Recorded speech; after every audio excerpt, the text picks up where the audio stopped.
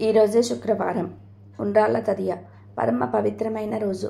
లక్ష్మీదేవికి మరియు గౌరీదేవికి ఎంతో ఇష్టమైన రోజు. ఈరోజు మీరు ఏం చేసినా చేయకపోయినా సరే రాత్రి 12 లోపు ఈ కథలు వింటే చాలు, దరిద్రమంతా కూడా పోతుంది. మీ కష్టాలు సమస్యలన్నీ కూడా పోతాయి. లక్ష్మీదేవి అనుగ్రహం కలుగుతుంది. వద్దన్న ఆనందం ఐశ్వర్యం వస్తాయి. సిరి సంపదలు కలుగుతాయి. లక్ష్మీదేవి మీ ఇంట్లో తిష్ట వేసుకొని కూర్చుంటుంది. ఇక మీకు అన్ని శుభాలే జరుగుతాయి. రోజు లక్ష్మీదేవి పార్వతీదేవి గొడవ పడితే ఎలా ఉంటుందో తెలిపే ఈ కథను వింటే చాలు, కష్టాలు పోతాయి.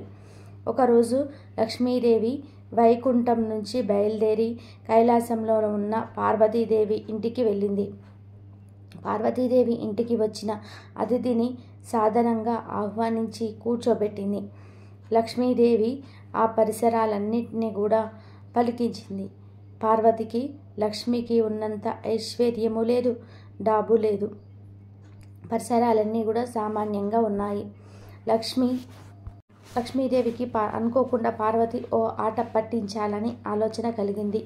భిక్షార్థి సక్వ యాతః అని చిన్న ప్రశ్న వేసింది. మీ ఆయన ఎక్కడికి వెళ్ళాడమ్మా అంటే బాగుండేది, కానీ లక్ష్మి అలా అనలేదు. ఆ ముష్టివాడు ఎక్కడికి వెళ్ళాడమ్మా అంది. శివుడు ఆది భిక్షువు కదా. లక్ష్మి ఆ విషయాన్ని ఎత్తుపొడుపుగా వెటకారంగా మాట్లాడింది. పార్వతికి ఈ ప్రశ్న చాలా బాధ కలిగించింది. ఏ ఆడదైనా తనను ఏమన్నా కానీ అంతగా పట్టించుకోదు, సహిస్తుంది. కానీ తన భర్తను నిందిస్తే ఏమాత్రం కూడా సహించలేదు కదా. కానీ ఏం చేస్తుంది? ఇంటికి వచ్చిన అతిథిని మందలిస్తే బాగూడదు. అలాగని సరిపెట్టుకొని ఊరుకోనూ లేదు. ఏదో ఒక సమాధానం చెప్పాలి. ఏం చేయాలి అని కొంచెం ఆలోచించింది. సుతను బలిమకే అంది. బలి చక్రవర్తి చేస్తున్న యాగం వద్దకు అంటే యాగం దగ్గరికి వెళ్ళాడమ్మా అని చెప్పింది సమాధానం. ఆ సమాధానం వినేసరికి లక్ష్మికి తల తిరిగిపోయింది. బలి దగ్గరికి వెళ్ళిన ముష్టివాడు తన భర్త శ్రీ మహావిష్ణువు. వామనావతారంలో ఆయన బలి చక్రవర్తిని 3 అడుగుల నేల అడగడం లోక విదితమే.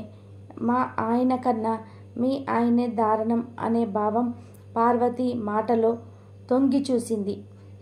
లక్ష్మి కొంతసేపటికి ఎలాగో తేరుకుంది. మళ్ళీ ఏదో విధానంగా పార్వతిని ఉడికించాలని సమాయత్తమైంది. 2 ప్రశ్న వేసింది. అమ్మా, మీ ఆయన ఈరోజు నాట్యం ఎక్కడ చేస్తాడు అని అడిగింది. మీ ఆయన ఏ పని పాట లేకుండా దిగంబరంగా నాట్యం చేస్తాడని లక్ష్మి మాటలోనే అంతరార్థం. అప్పటికే ఆరితేరిన పార్వతి వెంటనే అందుకుంది. మన్య బృందావనందే అంది. బృందావనంలో అనుకుంటానమ్మా అని ఆ మాటలకు అర్థం. బృందావనంలో నాట్యం చేసే ప్రబుద్ధుడు శ్రీకృష్ణుడు, శివుడు కాదు. మా ఆయనే కాదు, మీ ఆయన కూడా నాట్యం చేస్తాడు. ఎటొచ్చి మా ఆయన ఒంటరిగా నాట్యం చేస్తాడు. అంతేగాని మీ ఆయనలాగా అందరి ఆడవాళ్లను వెంట వేసుకొని నాట్యం చేయడు అంది పార్వతి మాటలోని అంతరార్థం. పార్వతి సమాధానం ఇంత పదునుగా ఉంటుందని లక్ష్మి ఊహించలేదు. ఆమెకు మతిపోయినంత పనైంది. ఎలాగో గోడ కట్టుకుంది. ఈసారి తనకు ఇబ్బంది లేని విధానంగా మాట్లాడాలనుకుంది. మీ ఏనుగు ముఖం వాడు ఎక్కడమ్మా అని మరో ప్రశ్న వేసింది. లక్ష్మి కొడుకు మన్మధుడు చాలా అందగాడు. పార్వతి కొడుకు వినాయకుడు ఎంత అందగాడో వివరించి చెప్పనవసరం లేదు. మా అబ్బాయి చాలా అందగాడు, మీ అబ్బాయి మాత్రం కురూపి అని లక్ష్మి ఆక్షేపణలోని అభిప్రాయం. ఆ మాటలకు పార్వతి చాలా నొచ్చుకుంది. కాకి పిల్ల కాకికి ముద్దన్నట్లు ఎవరి పిల్లలు వారికి ముద్దు. పార్వతి మెదడులో ఒక ఆలోచన తలుక్కుమని మెరిసింది. వెంటనే ఇక్కడ ఏదో పంది తిరుగుతూ ఉంటే దాని వెంట వెళ్ళాడమ్మా, ఎక్కడున్నాడో తెలియదు అంది.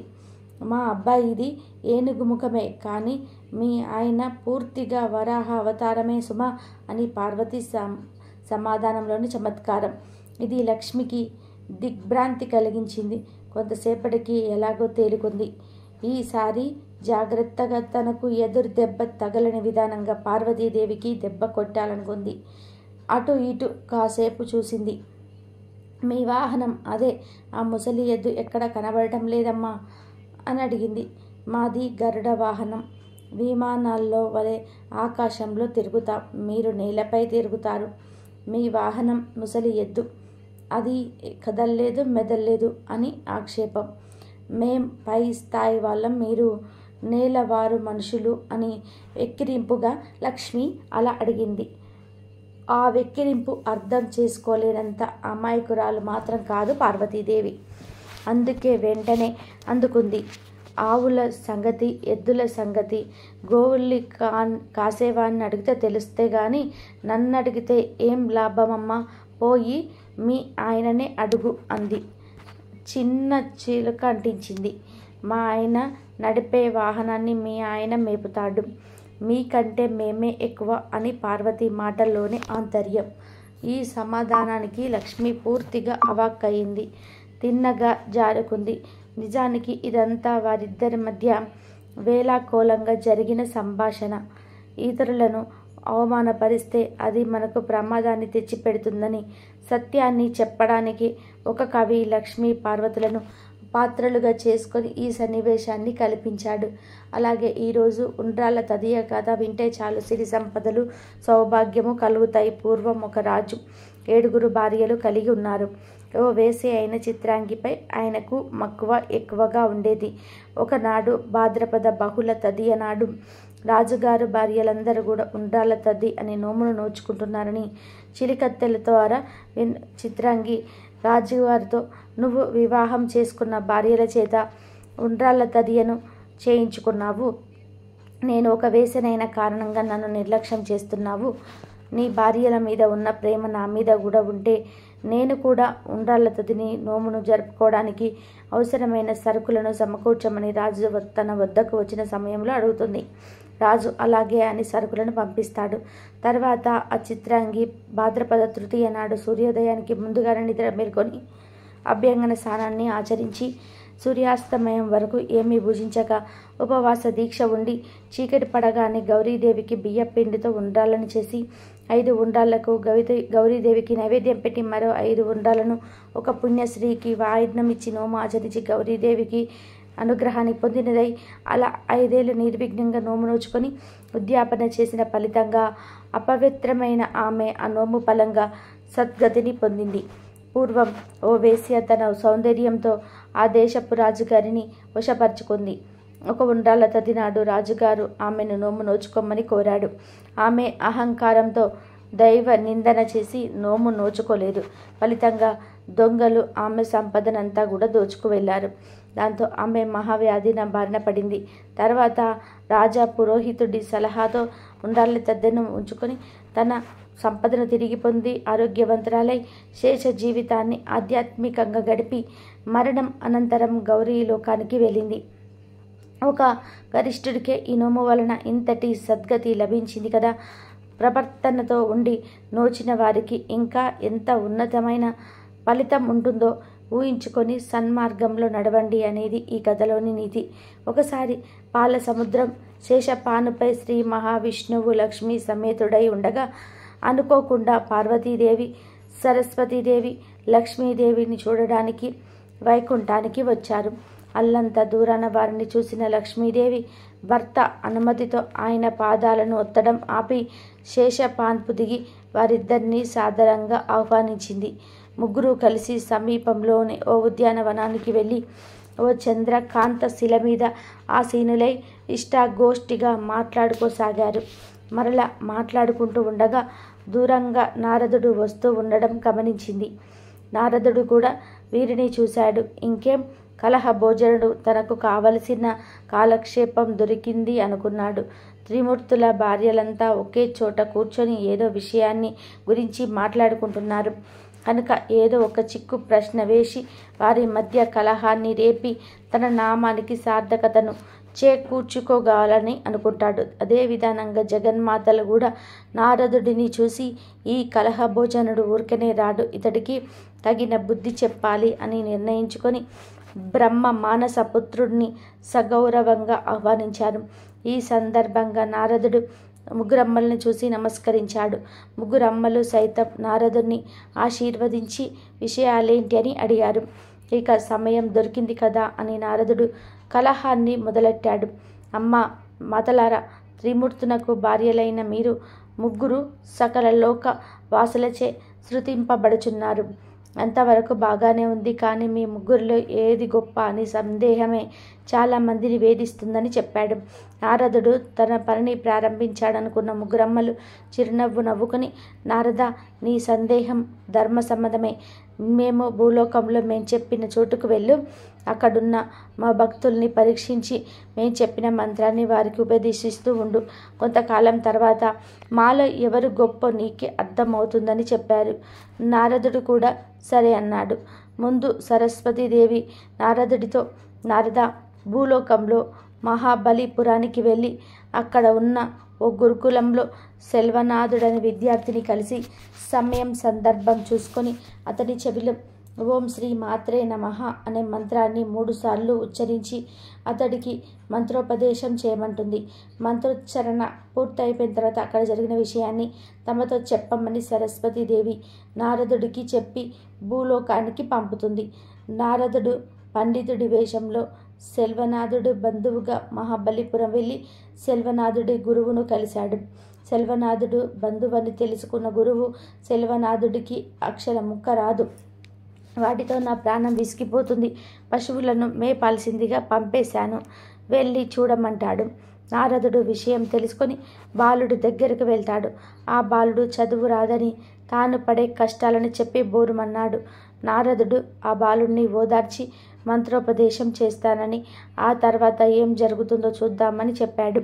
అలా సముద్రంలో స్నానం చేసి శుచిగా వచ్చిన ఆ బాలుడికి ఓం శ్రీ మాత్రే నమః అనే మంత్రాన్ని 108 సార్లు జపం చేయమని చెప్తాడు నారదుడు. ఆ మంత్రాన్ని 108 సార్లు పఠించిన తర్వాత ఆ బాలుడు వేదాలను, శాస్త్రాలను సులభంగా అర్థం చేసుకోసాగాడు. అతడిలో వచ్చిన మార్పును చూసి నారదుడు బ్రహ్మల దగ్గరికి వెళ్ళి ఇలా చెప్పాడు. ఇక పార్వతీదేవి తన వంతు ప్రారంభించింది. నారద, కావేరి నది ఒడ్డున సమీపపురం అనే ఒక ఊరు ఉంది. అక్కడ వెరినాయకి అనే ఒక ఆవిడ ఇంటి గురించి అడుగు. అక్కడ పరిస్థితులను గమనించి సమయం సందర్భం చూసుకున్నప్పుడు నేను చెప్పే ఓం శ్రీ మాత్రే నమః అనే మంత్రాన్ని నావిడకు ఉపదేశించమంది. ఇలా పిరనాయకి ఇంటికి వెళ్ళిన నారదుడు ఆమెకు సంతానం లేకపోవడంతో ఆత్మహత్య ప్రయత్నించడాన్ని నిరోధిస్తాడు.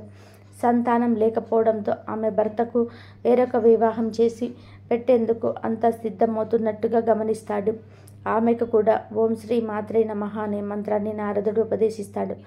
ఈ మంత్ర ప్రభావంతో ఓ శుభ సమయానికి పెరియనాయికి సంతానవతి అవుతుంది. ఈ విషయాన్ని వెంటనే నారదుడు ముగ్గురమ్మలకి చేరవేస్తాడు. ఇక 3వసారి లక్ష్మీదేవి నారదుడిని గోదావరి ఒడ్డునున్న తాటాకుల ఇంట్లోని రాజశేఖర్ అనే పేద దంపతునికి కలవమంటుంది. ఓం శ్రీ మాత్రే నమః అనే మంత్రాన్ని ఉపదేశించమంటుంది. అలాగే నారదుడు కూడా గోదావరికి వెళ్ళి దానం చేసే ఉత్తముడైన రాజశేఖరుణ్ణి కలుస్తాడు. రాజశేఖరుడు తన వద్ద ఉన్న బియ్యాన్ని మారువేషంలో వచ్చిన నారదుడికి ఇవ్వబోగా రాజశేఖరుడు వద్దనున్న బియ్యం కుండా నిండుకుంటుంది. దీంతో ఆశ్చర్యపోయిన రాజశేఖరుడు ఇంతకుముందు ఇలాంటి కార్యాలు జరగలేదంటూ ఇలా రాజశేఖరుడికి కూడా నారదుడు ఓం శ్రీ మాత్రే నమః అనే మంత్రాన్ని ఉపదేశించి 108 సార్లు జపించమని కోరుతాడు. ఆ తర్వాత ఆ పేద పండితుడు శ్రీమంతుడిగా మారిపోతాడు.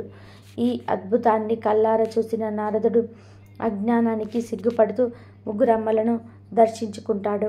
అమ్మలారా, మిమ్మల్ని అర్థం చేసుకోకుండా ప్రశ్న అడిగాను. ఇప్పటికైనా ఈ మంత్రం ఎలా పుట్టిందని అడుగుతాడు. అప్పుడు నారదుడితో లక్ష్మీదేవి ఇలా అంది. బ్రహ్మదేవపుత్ర, మా ముగ్గురు శక్తులలో ఎటువంటి తేడా లేదు. జగదాంబ ఆజ్ఞానుసారం నా వలన ఐశ్వర్యము, సంపదలు, పార్వతీదేవి వలన 5వతనము సౌభాగ్యము, సరస్వతీదేవి వలన విద్యలు, కళలు ప్రాప్తిస్తూ ఉంటాయి. శ్రీలక్ష్మిలోని, శ్రీ సరస్వతిలోని, శ్రీశక్తిలోని బీజాక్షరాలు జతచేసి ఓం శ్రీ మాత్రే నమః అనే మంత్ర సృష్టి జరిగింది. ఈ మంత్రాన్ని జపించిన వారికి మా కటాక్షం కలుగుతుంది. అందువల్ల ఈ మంత్రాన్ని అర్హులైన మా భక్తులకు భక్తురాళ్లకు ఉపదేశం చేయగలవు అని చెప్పింది. అప్పట్లో గాజులు షాప్కి వెళ్ళి కొనుక్కునేవారు కాదు, గాజులు అమ్ముకునేవారు. ఊరికి వచ్చి తిరిగి అమ్మేవారు. అనగనగా వెంకటాపురం అనే ఊరిలో గాజుల వ్యాపారి ఉండేవాడు. అతని పేరు దుర్గాదాస్. ఆయన దుర్గామాత భక్తుడు. ఆయన రోజుకొక ఊరికి తిరుగుతూ స్త్రీలకు గాజులు వేసేవాడు. ఎల్లప్పుడూ కూడా ఆ దుర్గామాతనే స్మరిస్తూ ఉండేవాడు. ఇతను ప్రతి స్త్రీని దుర్గా అని పిలిచేవాడు. ఎవరికి గాజులు వేసినా ఆమెను దుర్గా అని పిలిచేవాడు. ప్రతి స్త్రీని దుర్గామాతగానే భావించేవాడు. దుర్గాదాస్ ఒకరోజు గాజుల పెట్టెను ఎత్తుకొని గోపాలపురం అనే గ్రామానికి నడుచుకుంటూ వెళ్తూ ఉండగా మార్గమధ్యంలో నిర్జన ప్రదేశంలో చెరువు పక్కన ఒక అమ్మాయి బిందె పట్టుకొని కనిపించింది. ఆమె ముత్తైదువు.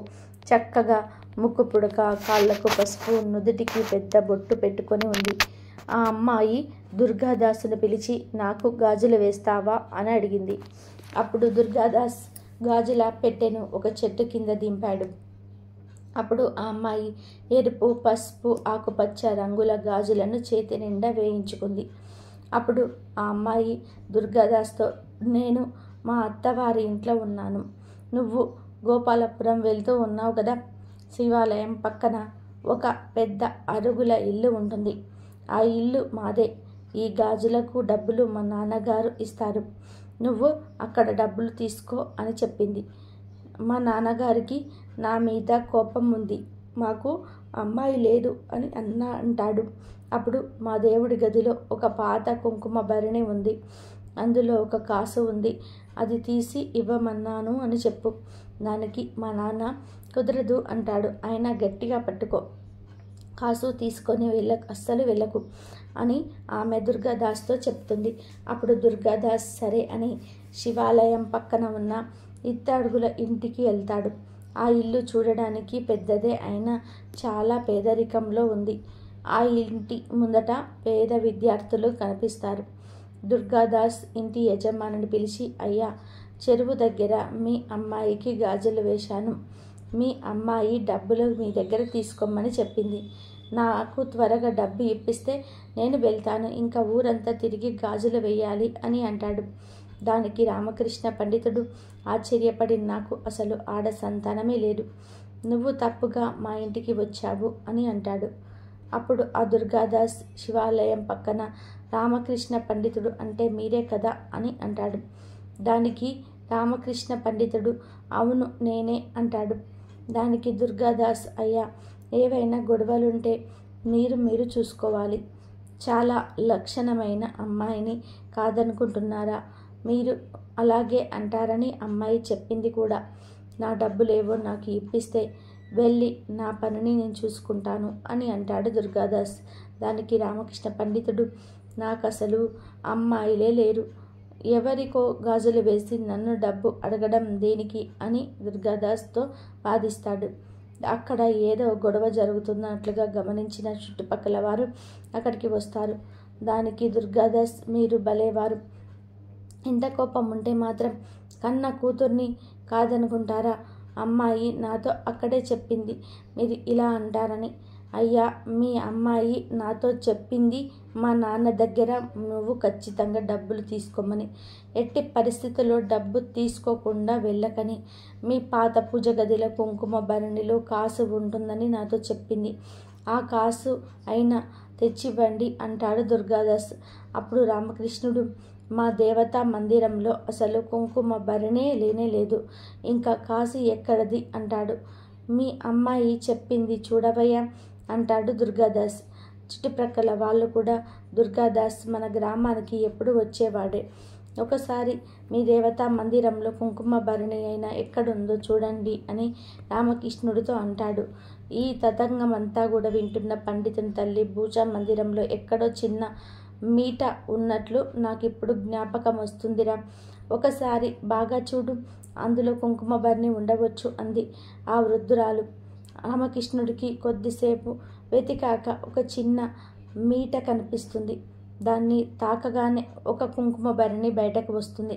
ఆ కుంకుమ భరణిలో ఒక చిన్న అమ్మవారి ప్రతిమతో పాటు ఒక బంగారు కాసు కూడా ఉంటుంది. అప్పుడు రామకృష్ణుడు మనసులో, అసలు ఇక్కడ కుంకుమ భరణి ఉన్న విషయం నాకు ఇంతవరకు తెలియదు. నా తల్లి కూడా ఇంతవరకు నాకు చెప్పలేదు.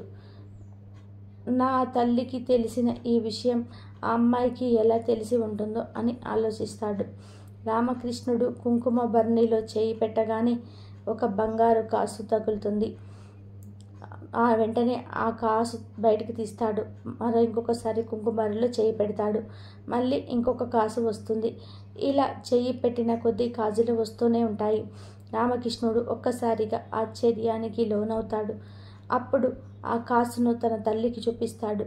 అప్పుడు ఆ వృద్ధురాలు, ఇది మా తాతగారి కాలానికి చెందింది. ఈ కుంకుమ భరణిలో అమ్మవారి ప్రతిమ నుంచి మా తాతగారు ఈ ప్రతిమను ప్రతిరోజు భక్తి శ్రద్ధలతో అర్చించేవారంట. తర్వాత కాలంలో ఈ అమ్మవారి ప్రతిమను పూజించడం మానివేశారు అని వృద్ధురాలు చెప్తుంది. అప్పుడు ఇంటివారు అందరూ కూడా పూజా మందిరం నుంచి కాసులు తీసుకొని బయటకు వచ్చి, దుర్గాదాస్, నువ్వు ఎవరిని చూశావు? ఆ అమ్మాయి మాకు చూపిస్తావా అని అడుగుతాడు. బంగారు కాసులతో బయటకు వచ్చిన రామకృష్ణుడిని చూసి ఊరంతా ఆశ్చర్యపోతారు. అప్పుడు దుర్గాదాస్ ఊరు వాళ్ళను మరియు రామకృష్ణుడి కుటుంబాన్ని చెరువు దగ్గరికి తీసుకుపోతాడు. ఇక్కడే ఆ అమ్మాయిని చూశాను అని చెప్తాడు. కానీ ఆ చెరువు పక్కన ఎవ్వరు కూడా కనిపించరు. ఆ చెరువు చూడడానికి పద్మాలతో నిండి ఉన్న సరోవరంలా కనిపిస్తుంది. అందరూ కొద్దిసేపు వెతికాక ఎవరో చెరువులోకి వెళ్ళినట్టు అడుగులు కనిపిస్తాయి. అడుగులు చెరువు నుండి బయటకు వచ్చినట్టు మాత్రం లేవు. అప్పుడు ఊరి వాళ్ళు దుర్గాదాస్తో, వాళ్లకు అసలు అమ్మాయిలే లేరు, అయినా నీటి కోసం ఇంత దూరం ఎవ్వరు కూడా రారు అని అంటారు. అప్పుడు దుర్గాదాస్, దుర్గమ్మ, వీళ్ళకి ఇప్పుడు ఆ అమ్మాయి కనబడితే తప్ప ఎవరు కూడా నా మాట నమ్మరు. ఊరు వాళ్ళ దృష్టిలో నేను అబద్ధాల వాణ్ణి అవుతాను అని బాధపడుతూ చెరువు వైపు దుర్గామాత అని గట్టిగా మొరపెట్టుకుంటే అప్పుడు చెరువులో నుంచి 2 చేతులు బయటికి వస్తాయి. 2 చేతులకు ఎరుపు, పసుపు, ఆకుపచ్చ రంగుల గాజులు కనిపిస్తాయి. దుర్గాదాస్ ఈ దృశ్యాన్ని, అద్భుతమైన ఈ సన్నివేశాన్ని చూసి స్పృహ తప్పి పడిపోతాడు. ఈ సన్నివేశాన్ని ఊరంతా కూడా చూస్తుంది. ఊరంతా మొక్కుతారు. అందరూ కూడా చాలా సంవత్సరాలుగా నిక్షిప్తమై ఉన్న అమ్మవారి పూజించడానికి ఆ దుర్గామాతే స్వయంగా ఈ విధంగా అనుగ్రహించింది అని అనుకుంటారు. అప్పటి నుంచి రామకృష్ణుడు వారి కుటుంబం భక్తి ప్రవర్తులతో అమ్మవారిని పూజించడం ప్రారంభించారు. ఆ కుటుంబం ఆ అమ్మవారి అనుగ్రహంతో సుఖ సంతోషాలతో సిరి సంపదలతో వర్ధిల్లింది. అమ్మవారు తనకు తాను పూజలు జరిపించుకోవడానికి ఇలా గాజులమ్మే అతనికి కనిపించిందని ఊరంతా భావించారు. గాజులమ్ముకునే వ్యాపారికే అమ్మవారు ఎందుకు కనిపించారు అంటే, ఆయన పెద్ద పెద్ద పూజలు, హోమాలు ఏమీ చేయలేదు, కానీ ఎప్పుడో దుర్గామాతనే స్మరించుకుంటూ ఉంటాడు కాబట్టి ఆయనకే ఆ అమ్మవారు కనిపించింది. ప్రతి స్త్రీని దుర్గాదేవిగానే భావించేవాడు. ప్రతి స్త్రీని దుర్గా అని పిలిచేవాడు. దీనిని బట్టి అర్థమయ్యేది ఏమిటంటే, నిజమైన భక్తి కలిగిన వారికి అమ్మ సాక్షాత్కరిస్తుంది. పూర్వం ఒక ముసలి అవ్వ తన 4 కొడుకు కోడళ్లతో నివసిస్తూ ఉండేది. ఆవకు దానగుణం ఎక్కువ. అలా దానాలు చేసి చివరకు తను చాలా పేదరాలు అయింది. అయినప్పటికీ తన ఇంటి ముందుకు ఎవరొచ్చినా ఏమీ లేదని పంపించేది కాదు. తనకు ఉన్న దానిలోనే ఎంతో కొంత దానం చేసేది. ఇది పెద్ద కోడలికి తప్ప మిగతా కోడలందరికీ కూడా నచ్చేది కాదు. ఆ అవ్వ పెద్ద కోడలికి అత్తగారంటే చాలా ఇష్టం. పెద్ద కోడలు అవ్వ ఏమీ దానం చేసిన ఒక్క మాట కూడా అనేది కాదు. చాలా మంచిది. ఇక అవ్వ విషయానికి వస్తే అవ్వ చాలా మంచిది. అందరి కోడలను సమానంగా చూసేది. అయితే అవ్వ చేసే దాన ధర్మాల గురించి, పుణ్య కార్యాల గురించి నారదుడు ధర్మరాజుకు చెప్పాడు. నారదుడు ధర్మరాజుతో ఇలా అంటాడు: భూలోకంలో ఒక అవ్వ నీకు మించిన దాన ధర్మాలను చేస్తుంది. దాని కారణంగా ఆమెకు మీ పదవిని ఇవ్వాల్సిన పరిస్థితి రాబోతుంది అని పుల్ల వేశాడు నారదుడు. ఆ మాటలు విన్న ధర్మరాజు, ఏంటి, నాకన్నా అవ్వ ఎక్కువ దానాలు చేసిద్దా? ఎవరామె? ఎవరో తెలుసుకొని ఆమె తనకంటే ఏ విషయంలో గొప్పదో తెలుసుకొని రమ్మని ధర్మరాజు యమధర్మరాజును భూలోకానికి పంపించాడు. యమధర్మరాజు సామాన్య మానవుల రూపంలో ఒక పేదవాడిగా అవ్వ ఉన్న గ్రామంలో తిరగడం ప్రారంభించాడు. ప్రతి ఇంటి ముందుకు వెళ్ళి తన దగ్గర బట్టలు లేవు, కొన్ని బట్టలు దానం చేయండి అని అడిగాడు. కానీ ఎవ్వరు కూడా తనకు సహాయం చేయలేడు. అలా అందరి ఇంటికి వెళ్ళి అడగగా చివరికి అవ్వ ఇంటికి చేరాడు. కానీ పేదవాడి రూపంలో ఉన్న యమధర్మరాజు అవ్వ ఇంటికి చేరేసరికి చాలా చీకటి పడింది. అవ్వ తన కొడుకు కోడళ్లను అందరినీ కూడా నిద్రపోతున్నారు. ఆ పేదవాడు అవ్వ ఇంటి ముందు నిలబడి ఇలా అంటాడు, అమ్మ, బయట చాలా చల్లగా ఉంది, కప్పుకోవడానికి వస్త్రం ఏమైనా ఉంటే దానం చేయండి అంటాడు. ఆ మాటలు విన్న అవ్వ తన కోడళ్లను పిలిచి, బయట ఎవరు పిలుస్తున్నారు, ఒకసారి బయట ఎవరైనా ఉన్నారేమో చూసి రండి అంటుంది. దానికి చిన్న కోడలు ఇలా అంటుంది, సమయం 12 అయింది, ఇంత అర్ధరాత్రి వేళ ఎవరైనా వస్తారా? మీకంటే ఎలాగో నిద్ర రాదు కాబట్టి మీరే స్వయంగా వెళ్ళి బయట ఎవరు ఉన్నారో చూడండి, ఎందుకని మా నిద్రను చెడగొడుతున్నారు అంది. ఆ మాటలు విని అవ్వ బయటకు వెళ్ళిపోయింది. ఇంతలో పెద్ద కోడలు వచ్చి, ఆగండి అత్తయ్య, నేను వెళ్ళి చూస్తాను అంటుంది. మిగతా కోడళ్ళు గదిలోకి వెళ్ళిపోతారు. పెద్ద కోడలు బయటికి వెళ్ళి చూస్తుంది. అక్కడ పేదవాడి రూపంలో ఉన్న యమధర్మరాజుతో ఇలా అంటుంది, ఎవరండి మీరు? ఇంత రాత్రి వేళ ఇక్కడికి ఏం చేస్తున్నారు? మీకేమైనా సహాయం కావాలా అని అంటుంది. దానికి ఆ పేదరాడు, అమ్మ, నాకు బాగా చలిగా ఉంది, దుప్పటి ఏదైనా ఉంటే దానం చేసి పుణ్యం కట్టుకో తల్లి అంటాడు. అప్పుడు పెద్ద కోడలు, ఒక నిమిషం ఇక్కడే ఉండండి అని చెప్పి తన అత్తగారి దగ్గరికి వెళ్ళి అతను చెప్పింది అంతా కూడా చెప్తుంది.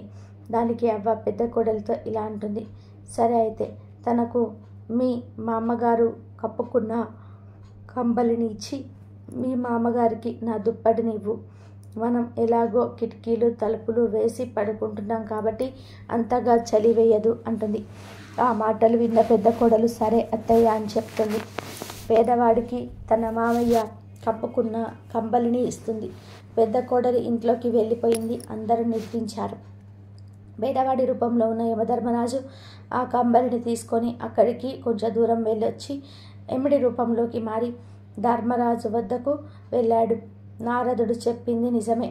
భూలోకంలో ఒక అవ్వ తన దగ్గర ఉన్న పాత కొత్త వస్తువులను దానం చేస్తుంది. చాలా పుణ్యాన్ని పొందింది ఆ అవ్వ అంటాడు. యముడు మాటలు విన్న ధర్మరాజు, ఆ అవ్వ నిజంగానే నా సింహాసనాన్ని పొందుతుందేమో.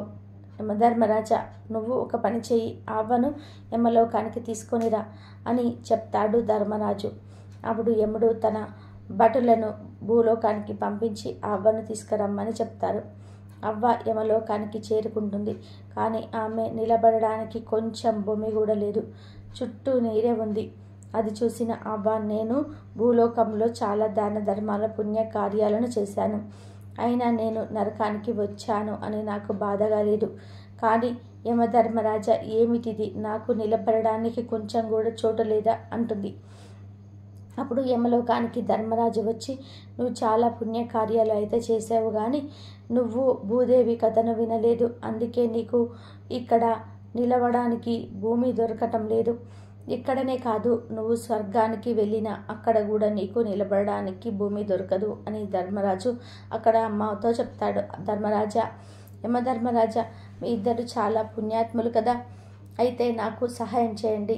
నేను నా కాళ్ళ కింద భూమి లేకపోతే నేను ఎలా నిలబడతాను? నాపై జాలి చూపించండి అంటుంది. అవ్వ మాటలకు ఆమె చేసిన దాన ధర్మాలను గుర్తు తెచ్చుకొని యమధర్మరాజు ఇలా అంటాడు, మీరు బాధపడకండి, మీకు నేను 7 రోజులు గడువు ఇస్తున్నాను.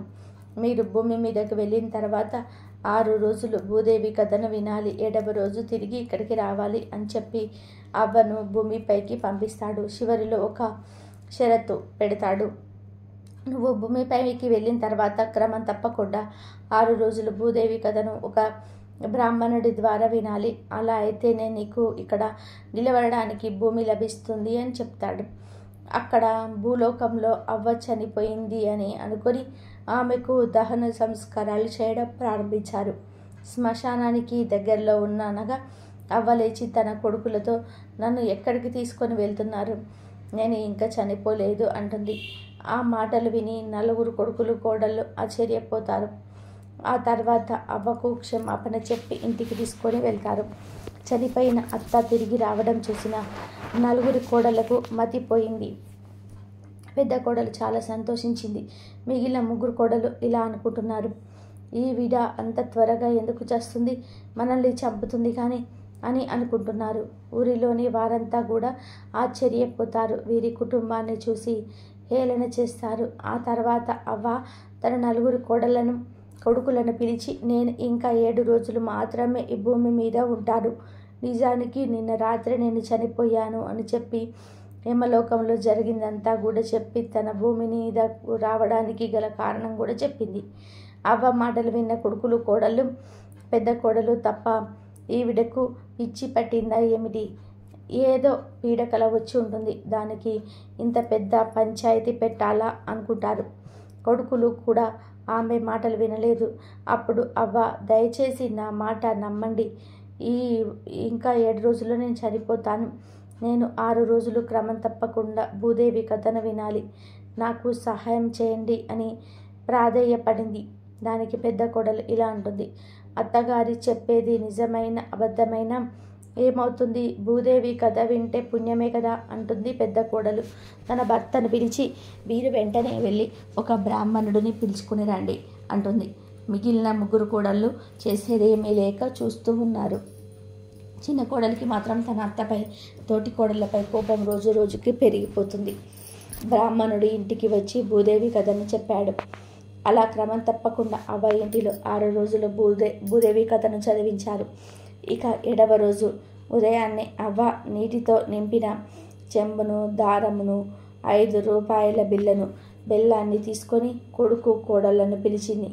మీరందరూ కూడా కలిసి నాతో రావి చెట్టు వద్దకు రండి, అక్కడ భూదేవి కథను చివరిగా విందామంటుంది. ఈ రోజుతో నేను మీ అందరినీ విడిచి వెళ్ళిపోతాను, రేపు తెల్లవారేసరికి ఈ లోకాన్ని వదిలేస్తున్నాను అని చెప్తుంది. ఆ మాటలు విని కొడుకు కోడళ్ళు ఏమీ మాట్లాడరు, నిస్సహాయంగా చూస్తూ ఉంటారు. బ్రాహ్మణుడు అవ్వ తన 4 కొడుకు కోడళ్లను రావి చెట్టు వద్ద భూదేవి కథను వింటారు. కథ పూర్తయిపోయిన తర్వాత అవ్వ లేచి తనతో తెచ్చుకున్న నీటిని రావి చెట్టు మొదట్లో పోసి కోడళ్లకు దానం ఇచ్చి చెట్టు కట్టమని చెప్పింది. 5 రూపాయల బిళ్ళలను, బెల్లాన్ని రావి చెట్టు మొదట్లో పాతిపెట్టి, అమ్మ భూదేవి, నేను చేసిన ఈ వ్రతాన్ని స్వీకరించు, నేను చేసిన పాపాలను క్షమించు, నాకు నిలవడానికి భూమిని ఇవ్వు అని భూదేవికి మొక్కుతుంది. అందరూ కలిసి ఇంటికి వెళ్తారు. అవ్వ తన కోడలతో ఇలా అంటుంది, ఈరోజు నా చివరి రోజు, నాకు నవకాయ వంటలు చేసి పెట్టండి, నేను ఆనందంగా ఇక్కడ నుండి వెళ్ళిపోతాను అంటుంది. దానికి చిన్న కోడలు ఇలా అంటుంది, ఏమైందని మీకు నవకాయ వంటలు చేయాలి, ఉన్నదంతా కూడా దానములు, పూజలు, వ్రతాలు చేసి మమ్మల్ని కెటక పెదవాన్ని చేశారు.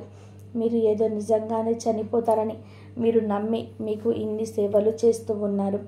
వీరందరూ మీరు ఏది చెప్తే అది గుడ్డిగా నమ్ముతున్నారు అని అందరిపై విరుచుకుపడింది పెద్ద కోడలు.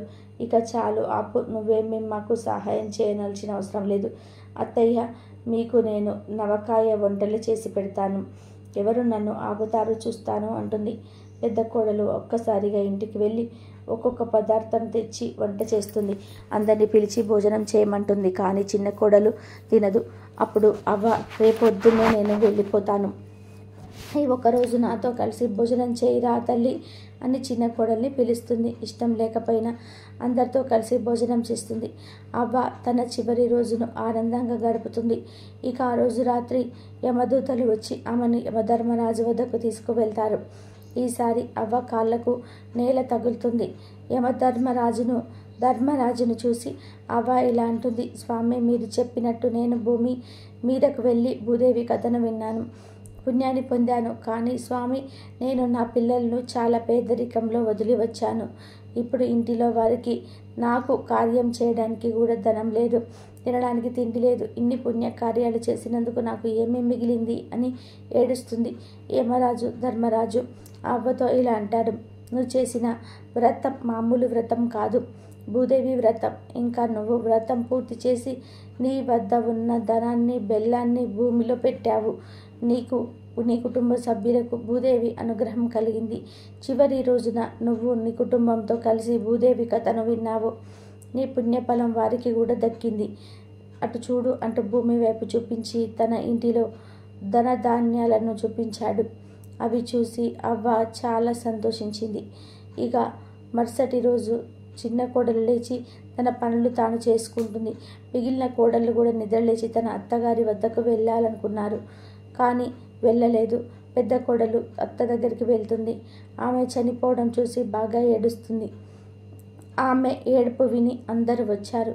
కొడుకులు ఇలా అనుకుంటున్నారు, పోయినసారి మనం అమ్మ చనిపోయింది అని అందరినీ పిలిచి అవమానాన్ని పొందాము. ఈసారి మనం నలుగురమే కార్యాన్ని ముగిద్దాము అని అనుకుంటూ ఉంటారు. చుట్టుప్రక్కల వాళ్ళ ఇంట్లో అందరూ చూస్తూ ఉన్నారు. చివరిగా దహన సంస్కారాలు కూడా పూర్తయ్యాయి. ఇంతలో కొంతమంది ఆడవాళ్ళు అవ్వ ఇంటి ముందుకు వచ్చి పాటలు పాడారు. కోడలను పిలిచి ఒక కుండను అక్కడ పెట్టమన్నారు. మా భర్తలు శ్మశానం దగ్గరికి వెళ్ళారు. వారు తిరిగి వచ్చాక కుండను అక్కడ పెడతాను అంటారు. ఇంతలో వారి భర్తలు వచ్చేస్తారు.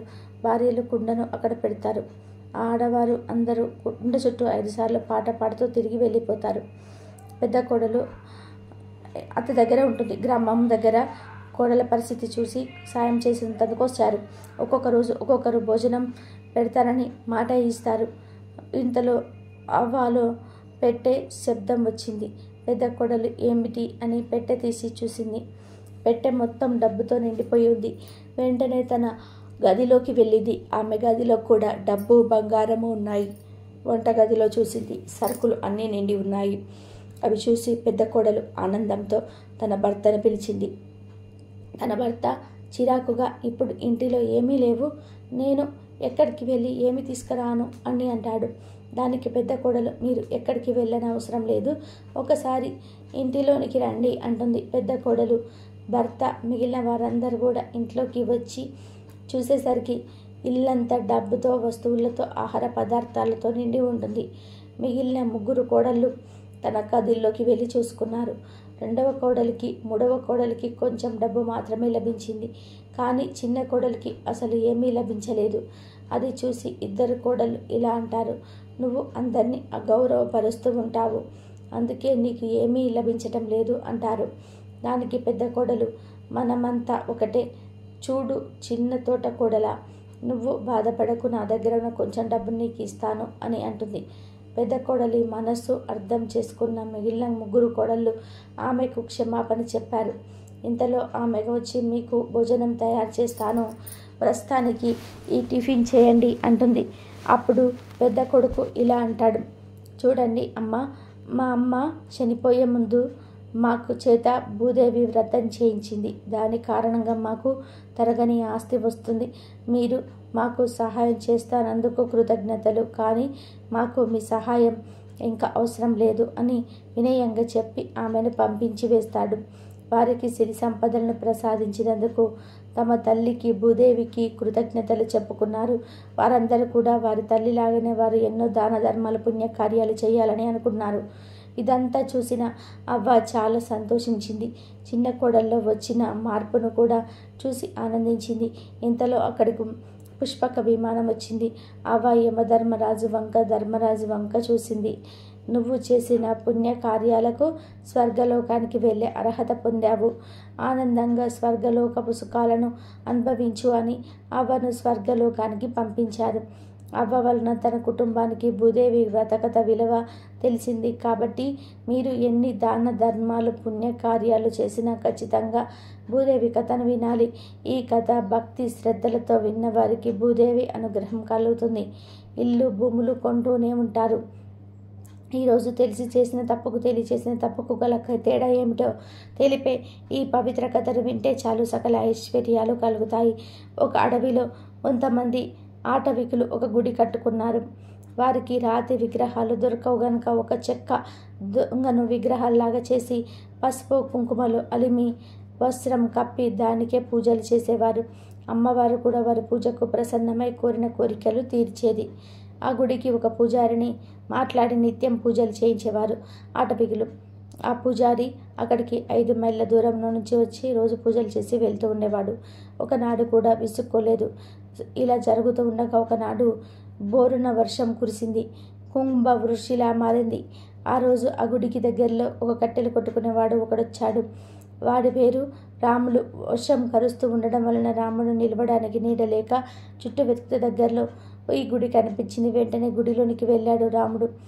ఎదురుగా చూస్తే పెద్ద దొంగ కనబడింది. రాముడు ఆ వర్షం వచ్చి చెట్లన్నీ తడిసిపోయాయి. ఈరోజు కడుపుకు తిప్పలే అనుకుంటున్న తరుణంలో ఎదురుగా ఇంత పెద్ద తుంగ దొరకడం అదృష్టం అనుకుని ఆటవికులు పూజించే ఆ తుంగను కొట్టబోయాడు. వెంటనే ఒరేయ్ రాములు, నన్ను కొట్టకరా అంది అందులో ఉన్న అమ్మ. రాముడు దేవుడు దయం అంటే ఏమిటో తెలియని విషాదకుడు కనుక అక్కడ మాట్లాడేది అమ్మవారు అని తెలియని అజ్ఞానంతో ఎవ్వడ్రా దొంగ వెనుక రాకొని మాట్లాడుతుంది, రండి బయటకు అన్నాడు. అప్పుడు ఆ తుంగ నుండి అమ్మవారు బయటికి వచ్చి నేను అమ్మను, నన్ను కొట్టకు అని రాముడితో అంది. దానికి రాముడు అయితే నిన్ను కొట్టకపోతే నా కడుపు సంగతి ఏమిటి అని ప్రశ్నించాడు. అప్పుడు అమ్మవారు రాము, నీకు ఇదిగో 100 బంగారు నాణాలు ఇస్తున్నాను, వీటితో బతుకు అని ఒక మూట అక్కడ పడేసి మాయమైపోయింది. ఆ మూటలో ఉన్న బంగారు నాణాలు చూసేసరికి చేతిలో ఉన్న గొడ్డలి అక్కడ పడేసి మూట తీసుకుని వేగంగా అక్కడికి వెళ్ళిపోయాడు రాముడు. అయితే పూజారి కూడా అక్కడికి వచ్చేసి ఇదంతా చూశాడు. ఇదంతా చూశాక పూజారికి ఒక సందేహం వచ్చింది. ఏమిటి, అమ్మవారు రోజు నేను అంత దూరం నుండి వచ్చి పూజలు చేస్తూ ఉంటే నాకు మాత్రం ఏమీ ఇవ్వదా? గొడ్డలతో ఆ బోయవాడిని కర్ణించిందా అని అనుకున్నాడు. నేను కూడా ఆ బోయవాడిలాగా అమ్మవారిని నరకబోతే నాకు కూడా అమ్మవారు ధనం ఇస్తుందేమో అని అనుకున్నాడు. వెంటనే పూజారి ఆ గొడ్డలితో అమ్మవారిని నరకబోయాడు. కానీ గొడ్డలి ఎత్తాడో లేదో పూజారి కళ్ళు పోయాయి, చూపు పోయింది. అప్పుడు పూజారి, అమ్మ, ఎంత అపచారం చేశాను తల్లి, నన్ను క్షమించమని అని అమ్మవారు ప్రత్యక్షమై ఆ బోయవాడు అజ్ఞాని, దేవుడంటే ఏమిటో తెలియదు, నన్ను చూసి వట్టి కట్టె ముక్క అనుకొని కొట్టబోయాడు. నువ్వు జ్ఞానివి, నిత్యం నన్ను పూజిస్తున్నావు, అజ్ఞాని నరకబోగా నిగరించాను అని నువ్వు కూడా అదే పని చేయబోయావు. ఏమీ తెలియని అజ్ఞాని చేసిన పని అన్నీ తెలిసిన నీవు చేస్తే ఎలా? పైపెచ్చు దేవతగా కొలిచే నన్నే నువ్వు నరకబోయావు. అందుకే కళ్ళు మాత్రమే తీసేశాను. చూపు తీయకపోతే నువ్వు పూర్తిగా సర్వనాశనం అయిపోయేవాడివి అని అమ్మవారు పలికింది. అప్పుడు పూజారి, అమ్మ క్షమించు, మరొక్కసారి ఇలాంటి పొరపాటు చేయను, దయచేసి చూపును ప్రసాదించు అని పలుమార్లు వేడుకొనగా అమ్మవ కరుణించి చూపు ఇచ్చి ఇలా చెప్పింది. నాయన, నేను రాములకి సంపద ఇచ్చానని నువ్వు పొరపాటు పడుతున్నావు. అకారంగా వచ్చే సంపాదన ఉపయోగపడదు. అక్కడ ఏం జరుగుతుందో నీకు తెలియదు. వెళ్ళి అక్కడ ఏం జరుగుతుందో చూడు అని అనగానే ఆ బోయవాడిని అనుసరిస్తూ వెనక్కి వెళ్ళాడు పూజారి. బోయవాడు తన ఇంటికి చేరుకొని భార్యను పిలిచి జరిగింది చెప్పి ఇదిగో 100 బంగారు నాణాలు అని చూపించగానే భార్యకు బంగారం మీద ఆశ పుట్టి నాకు వడ్డానం చేయించు, బొంగరం చేయించు అని భర్తను అడిగింది. భర్త వినలేదు. ఇంతలో కొడుకు వచ్చాడు. వాడు వ్యసనపరుడు. రోజంతా పూర్తిగా తాగుతూనే ఉంటాడు. అప్పటికే బాగా తాగి ఉన్నాడు. ఆ బంగారు నాణాలను చూసి, నాన్న, అవి నాకు ఇవ్వు, నేను జూదం ఆడాలి, బాగా తాగాలి, ఆ ధనం ఇలా ఇవ్వు అన్నాడు. రాముడు భార్యను కొడుకును బయటకు గెంటి లోపల ఉన్న బీరువాలో ధనాన్ని దాచాడు. ఇంతలో భార్య లోపలికి వచ్చింది. ఇద్దరికి వాదోపవాదాలు బాగా జరుగుతున్నాయి. ఇంతలో కొడుకు ఒక గొడ్డలి తీసుకొని వచ్చి తల్లిదండ్రులను ఇద్దరిని కూడా నరికివేసి ఆ బంగారు నాణాలు తీసుకొని వెళ్ళిపోయాడు. అకారణంగా వచ్చిన సంపద అకారణంగానే పోయింది. ఆ సంపదతో పాటు ప్రాణాలు కూడా పోయాయి. అది చూసి చెల్లించిపోయిన పూజారి వెంటనే గుడికి వెళ్ళి అమ్మవారి పాదాలపై పడి క్షమాపణ కోరుకున్నాడు. కనుక మనకు ఏది కావాలో మనకు తెలియదు. మనల్ని సృష్టించిన ఆ పరమాత్మకు మనకు ఎప్పుడు ఏది ఇవ్వాలో తెలుసు. పరమాత్మను కొలిచేటప్పుడు కష్టం రావచ్చు, కానీ నువ్వు చేసిన పూజ ఫలితం వచ్చే వరకు వేచి ఉండాల్సిందే. ఏదో ఒక రోజు ఫలం వచ్చి తీరుతుంది. ఫలితం రాకుండా మాత్రం ఉండదు. దైవానికి ఎవరి మీద పక్షపాతం ఉండదు. చేసే ప్రతి పనికి ఫలితాన్ని ఇస్తాడు. పూర్వకాలంలో కృష్ణాపురంలో రామయ్య, సుశీల అనే దంపతులు ఉండేవారు. రామయ్యకి వ్యవసాయ కుటుంబం, 2 కొడుకులు, 2 కుమార్తెలు. ఉన్న కొద్దిపాటి పొలాన్ని సాగు చేస్తూ దానిపై వచ్చే ఆదాయంతో ఆ కుటుంబం జీవిస్తూ ఉన్నారు. పిల్లలు వయసు పెరుగుతున్న కొద్దీ ఇంటి ఖర్చులు పెరగసాగాయి. మగ పిల్లలిద్దరూ పాఠశాలలకు వెళ్ళేవారు. ఆడపిల్లలు, చిన్నవారు ఆదాయం పెరగకపోవడంతో ఇల్లు గడవడం కష్టంగా ఉండేది. అలాగని ఏదైనా వ్యాపారం చేసి మరికొంత సొమ్ము సంపాదించుదామంటే రామయ్యకు ఏ వ్యాపారము రాదు. వచ్చే ఆ కొద్దిపాటి సొమ్ముతో ఎలాగో అలాగా నెట్టుకు వస్తున్నాడు. సుశీల ప్రతినిత్యం క్రమం తప్పకుండా శ్రీ మహాలక్ష్మి అష్టోత్తరాన్ని పఠించేది. అలాగే రామయ్య కూడా వీలున్నప్పుడల్లా కూడా ఆ ఊర్లోని శ్రీ మహాలక్ష్మి నారాయణ ఆలయానికి వెళ్ళి స్వామి అమ్మవార్లను దర్శించి వచ్చేవారు. రోజులు ఇలా గడుస్తూ ఉండగా ఒకనాడు వారింటికి ఒక దూరపు బంధువు వచ్చాడు. అతడు వీరింట ఒకరోజు ఉండి తిరిగి వెళ్తూ రామయ్యతో ఇలా అన్నాడు. రామయ్య, నిన్ను చూస్తే నాకెంతో బాధ వేస్తున్నది. ఈ గంపెడు సంసారాన్ని ఎలా నెట్టుకొస్తున్నావో కదా. ఇంకా ఈ పిల్లలు పెద్దవారై వారికి యుక్త వయసు వచ్చాక వారి వివాహాలు ఎలా చేయగలుగుతావు? నీవు ఆ శుభకార్యాలు ఎలా చేయగలుగుతావు? నీ సంపాదన చూస్తే చాలా తక్కువగా ఉంది. ఇల్లు గడపడమే కష్టంగా ఉంది. నీకు ఒక విషయం చెప్తాను విను. మా ఊరి దగ్గర అష్టలక్ష్మి దేవాలయం ఉంది. అక్కడ శ్రీ మహాలక్ష్మి అష్టలక్ష్ములుగా వెలిసి భక్తుల పూజలు అందుకుంటున్నది. ఆ తల్లి మహిమాన్వితమైనదిగా ప్రజలందరి నమ్మకం. ఈ దంపతులు ఇద్దరు ఒక్కసారి మా ఊరు వచ్చి ఆ దేవాలయానికి వెళ్ళి అష్టలక్ష్ములను దర్శించండి. ఆ తల్లి అనుగ్రహంతో మీకు మంచి రోజులు వచ్చి జీవితం శుభప్రదంగా గడుస్తుంది అని అన్నాడు. ఇది విని ఆ దంపతులు ఎంతో సంతోషించి త్వరలోనే తప్పక వస్తామని చెప్పారు. ఆ బంధువు వారి వద్ద సెలవు తీసుకొని ఊరు వెళ్ళిపోయాడు. మరునాడు ఉదయం లేవగానే దంపతులు ఇద్దరు కూడా స్నానమాచరించి పూజ గదిలో నుంచి శ్రీ లక్ష్మీనారాయణలకు నమస్కరించారు. అప్పుడు రామయ్య ఇలా అన్నాడు. స్వామి శ్రీమన్నారాయణ, ఆత్మజన రక్షకుడవు, ఆపద్బాంధవుడవు, నిన్ను నమ్మిన వారిని రక్షించే అమృతమూర్తివి. మమ్ములను ఈ కష్టముల నుంచి బయటపడేసే మార్గం నీదే తండ్రి. ఓ శ్రీమన్నారాయణ, నీకివే నమస్కారాలు. ఓ మహాలక్ష్మి జగన్మాత, మిక్కిలి దయతో కూడి ఉన్న నీ చూపులతో మమ్ము కరుణించు తల్లి. ఆశ్రయించిన వారిని ఎల్లవేళలా రక్షించే అమృతమూర్తివి నీవే తల్లి. దయచేసి మా కుటుంబాన్ని కరుణించి నీ అనుగ్రహాన్ని ప్రసాదించు తల్లి. వీలైనంత త్వరలోనే నీ దర్శనం చేసుకుంటాము తల్లి. ఓ జగన్మాత, మీకు ఇవే మా నమస్కారములు అని ప్రార్థించి ఆ దంపతులిద్దరు కూడా 11 రూపాయలను పసుపు గుడ్డలో ముడుపు కట్టి పెట్టారు. కొంతకాలంకి రామయ్య, సుశీల దంపతులు ముడుపు తీసుకొని అష్టలక్ష్మి దేవాలయానికి దర్శనానికే బంధువులు బయలుదేరి వెళ్ళారు. ఊరికి చేరేసరికి సాయంత్రమైంది. రాత్రి బంధువుల ఇంట ఉదయాన్నే నిద్రకృత్యాలు తీసుకొని అష్టలక్ష్మి దేవాలయం చేరుకున్నారు. సాక్షాత్తు ఆ శ్రీ మహాలక్ష్మికి నిలయమై ఉన్నందువలన ఆలయం ఎంతో సుందరంగా ఉంది.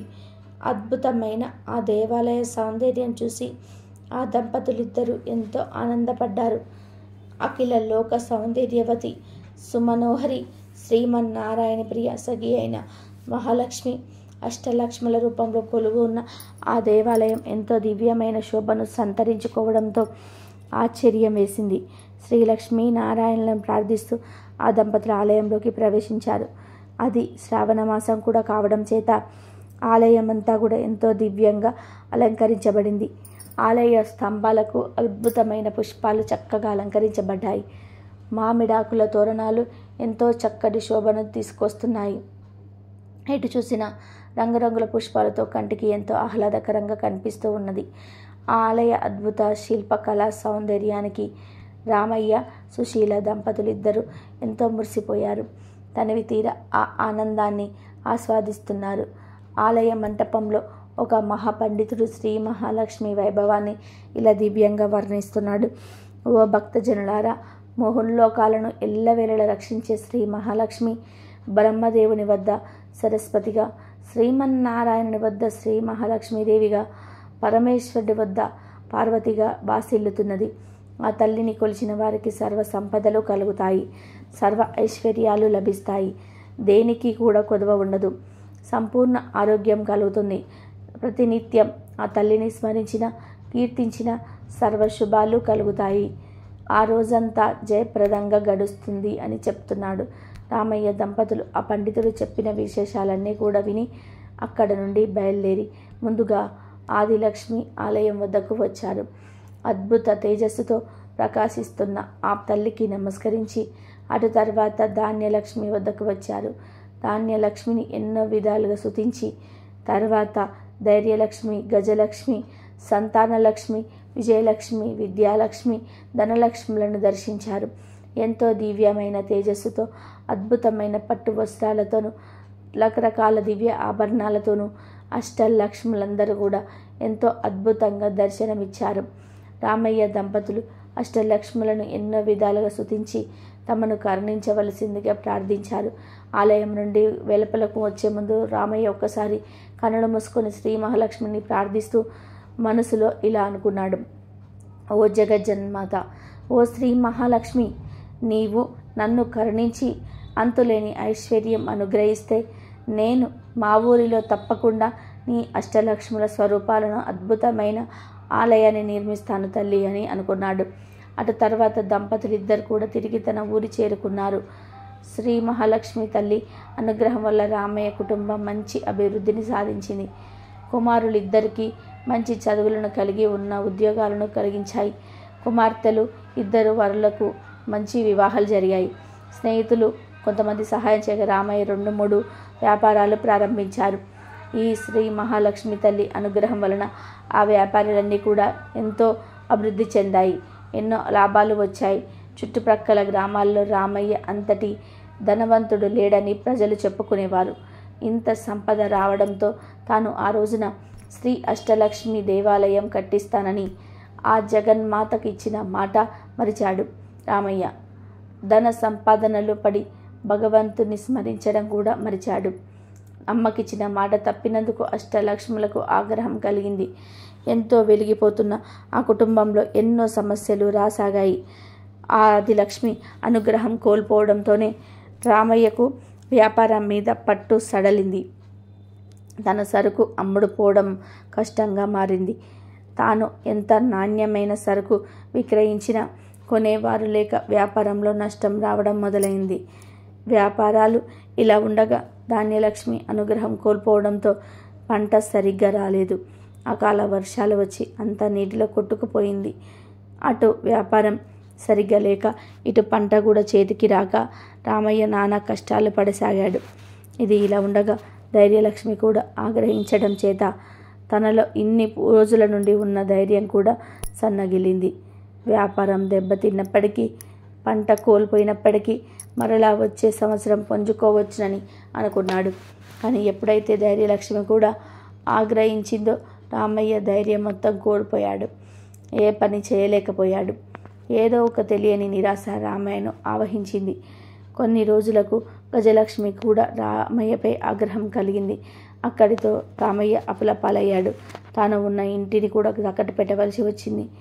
ఆ విధంగా అష్టలక్ష్ములైన ఆదిలక్ష్మి, ధనలక్ష్మి, ధైర్యలక్ష్మి, గజలక్ష్మి, సంతానలక్ష్మి, విజయలక్ష్మి, విద్యాలక్ష్మి, ధాన్యలక్ష్మిల ఆగ్రహానికి గురైన వాడై రామయ్య అనేక కష్టాలు పడ్డాడు. చివరికి ఒకనాడు ఇల్లు కూడా అప్పుల పాలై ఒక అద్దె ఇంట్లో నివసింపసాగాడు.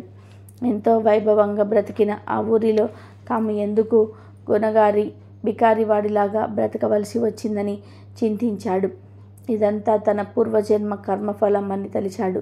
అంతే తప్ప తాను అష్టలక్ష్ములకు ఇచ్చిన మాట నిలబెట్టుకోనందువలనే ఇది జరిగిందని గ్రహించలేకపోయాడు. కాలం ఇలా గడుస్తూ ఉండగా ఒకసారి ఆ ఊరికి ఒక సాధువు వచ్చాడు. అతడు ఎంతో మహిమ గలవాడని, ఎవరి జాతకమైనా సరే ఎంతో నిక్కచ్చిగా చెప్పగలడని ఊరంతా చెప్పుకున్నారు. ఆ మాట విన్న రామయ్య దంపతులు ఒకనాడు ఆ సాధువు వద్దకు వెళ్ళి తమ పరిస్థితిని కూడా విన్నవించారు. వీరి మాటలన్నీ కూడా సావధానంగా విన్న ఆ సాధువు కన్నులు మూసుకొని కొద్దిసేపు ధ్యానం చేసి ఏదో ఒక స్మరించిన వాడై కన్నులు తెరిచి రామయ్య దంపతులతో ఇలా అన్నాడు. నాయనలారా, శ్రీ మహాలక్ష్మి అనుగ్రహం కోల్పోవడం వలనే మీకు ఈ గతి పట్టింది. నీవు ఒక్కసారి నీ బంధువు ఊరు వెళ్ళినప్పుడు అక్కడ ఉన్న అష్టలక్ష్మి ఆలయానికి వెళ్ళి ఆ తల్లులందరినీ కూడా దర్శించి వారికి ఒక అద్భుత ఆలయం మీ ఊరిలో కూడా కట్టిస్తానని మొక్కుకున్నావు. కానీ ఎంతో ధనం సంపాదించిన తర్వాత నీవు కాలక్రమేణా ఆ మాట మరిచావు. ఆ తల్లులందరూ కూడా నిన్ను అనుగ్రహించడం వలనే నీవు వ్యాపారంలో ఎంతో లాభాలను ఆర్జించడం జరిగింది. నీ పంటలని కూడా ఎంతో దిగుబడిని ఇచ్చాయి. కానీ నువ్వు ఈ విషయం గ్రహించక అష్టలక్ష్ముల ఆగ్రహానికి గురైనావు. ఆడిన మాట తప్పడం వలన నీకే దుస్థితి పట్టింది అని అన్నాడు. అప్పుడు రామయ్య ఆ సాధువుతో, స్వామి, ఇప్పుడు నాకు గుర్తుకు వచ్చింది. నేను మా ఊరిలో అష్టలక్ష్మి దేవాలయం కట్టిస్తానని అన్నమాట నిజమే. కానీ నా దగ్గర ఐశ్వర్యం కలగగానే కానరాని అహంకారంతో పడి ఆ తల్లులకు ఇచ్చిన మాట మరిచాను. ఇప్పుడు ఉన్న పరిస్థితుల్లో ఎలా తీర్చగలను? ఈ పరిస్థితుల నుంచి బయటపడితే తప్పక ఈసారి నెరవేరుస్తాను. ఈ దుర్భర కష్టాల నుండి బయటపడే ఉపాయం చెప్పి మమ్మల్ని అనుగ్రహింపవలసిందని ప్రార్థించాడు. అప్పుడు ఆ సాధువు వారితో ఇలా అన్నాడు. ఓ దంపతులారా, మీరు ఆ దేవాలయానికి వెళ్ళి అక్కడే 11 రోజులు నిద్రించి రోజు ఉదయాన్నే ఆలయానంతా కూడా మీ చేతులతో శుభ్రం చేసి అష్టలక్ష్ములను సేవించండి. అప్పుడు మీకు ఆ తల్లుల అనుగ్రహం కలిగి తిరిగి మీ పూర్వ వైభవం మీకు కలుగుతుంది అన్నాడు. ఆ మాటలు విన్న రామయ్య దంపతులు అలాగే చేస్తామని చెప్పి ఆ సాధువుకు నమస్కరించి అతడి వద్ద సెలవు తీసుకొని తమ ఇంటికి వెళ్ళారు. రామయ్య దంపతులు ఇద్దరు మరునాడే బయలుదేరి ఆ ఊరికి వెళ్ళి అక్కడ ఆలయం పక్కన ఉన్న ధర్మసత్రంలో బస చేశారు. ఆ ధర్మసత్రంలోనే 11 రోజులు ఉండి రోజు ఉదయాన్నే లేచి త్వరగా కాలకృత్యాలు తీసుకొని ఆలయ ప్రాంగణమంతా కూడా చీపురు తీసుకొని శుభ్రంగా ఊడ్చేవారు. అటు తర్వాత నీళ్లు చల్లి సుశీల మంచి ముగ్గులు పెట్టేది. ఈ విధంగా అష్టలక్ష్ములను 11 రోజులు సేవించిన వారవటం చేత తిరిగి అమ్మవారి అనుగ్రహం పొందారు. అటు తర్వాత తమ ఊరికి వచ్చారు. ఆ మరునాడే ఎప్పుడో దేశాంతరాలు వెళ్ళిన ఒక పాత స్నేహితుడు కలిసి రామయ్య దీన పరిస్థితిని తెలుసుకొని ఎంతో బాధపడి తిరిగి ఏదైనా వ్యాపారం ప్రారంభింపవలసినదిగా కొంత సొమ్ము ఇచ్చాడు. అది శ్రీ మహాలక్ష్మి అనుగ్రహం తప్ప మరొకటి కాదని ఆ దంపతులు తలిచారు. జగన్మాత అనుగ్రహం కొద్ది రోజులనే వ్యాపారం ఎంతో అభివృద్ధి చెందింది. ఆ లాభాలతో మరొక వ్యాపారం ప్రారంభించి దానిలోనూ ఎన్నో లాభాలు గడించాడు. వచ్చిన సొమ్ముతో తిరిగి సొంత ఇల్లు కట్టుకున్నాడు. 2 ఎకరాల పొలం కొన్నాడు. ఆ అష్టలక్ష్ముల అనుగ్రహంతో ఆ సంవత్సరం పంటలు కూడా బాగా పండి ఎంతో ఆదాయం లభించింది. 2 సంవత్సరాల్లో పోగొట్టుకున్న దానికంటే కూడా ఎక్కువ సంపాదించాడు. ఇక ఏమాత్రం కూడా ఆలస్యం చేయకూడదని తెలిసి పండితులను పిలిచి శ్రీ మహా అష్టలక్ష్మి ఆలయ శంకుస్థాపనకై శుభముహూర్తం నిశ్చయించాడు. శ్రీ మహాలక్ష్మి అనుగ్రహంతో ఆ ఆలయం కొద్ది రోజుల్లోనే ఎంతో అద్భుతంగా నిర్మితమైనది. చుట్టుప్రక్కల ఉన్న ఊళ్ళల్లో ఇంత దివ్యమైన ఆలయం ఎక్కడా లేదని పేరు వచ్చింది. రోజు ఎందరో భక్తులు వచ్చి అష్టలక్ష్ములను దర్శించి ఆనందపడి వెళ్ళేవారు. రామయ్య దంపతులు బ్రతికున్నంత కాలం సుఖంగా జీవించి చివరిన ముక్తిని పొందారు. శ్రీ మహాలక్ష్మిని నమ్మిని కొలిచేవారికి ఎటువంటి కష్టాలు దరిచేరవు, సర్వ సౌభాగ్యాలు కలుగుతాయి. రేపు ఈరోజు ఉండ్రాళ్ళ తద్ది ఎంతో పవిత్రమైన రోజు, పార్వతీదేవికి ఇష్టమైన రోజు. అయితే ఈరోజు తింటే చాలు, సంవత్సరం మొత్తం అదృష్టం కలిసి వస్తుందని పండితులు చెప్తున్నారు. మరి ఉండ్రాళ్ళ తదియ రోజు తినవలసిన ఆ పదార్థం ఏమిటి అనే విషయాలను ఈరోజు మనం ఈ వీడియోలో తెలుసుకుందాం. ఈరోజు నోము చేయలేకపోయినా ఇప్పుడు మనం చెప్పుకోబోయే విధంగా పూజ చేసిన పెళ్ళైన స్త్రీలకు దీర్ఘ సుమంగళి యోగం కలుగుతుంది. పెళ్లి కాని కన్యలకు త్వరలోనే పెళ్లి అయిపోతుంది. ఈరోజు స్త్రీలందరూ కూడా తెల్లవారుజామున నిద్రలేచి స్నానం చేసి పెరుగన్నంలో గోంగూర పచ్చడి కలుపుకొని తినాలి. ఈరోజు నువ్వుల పొడిని ఆహారంలో స్వీకరించాలి.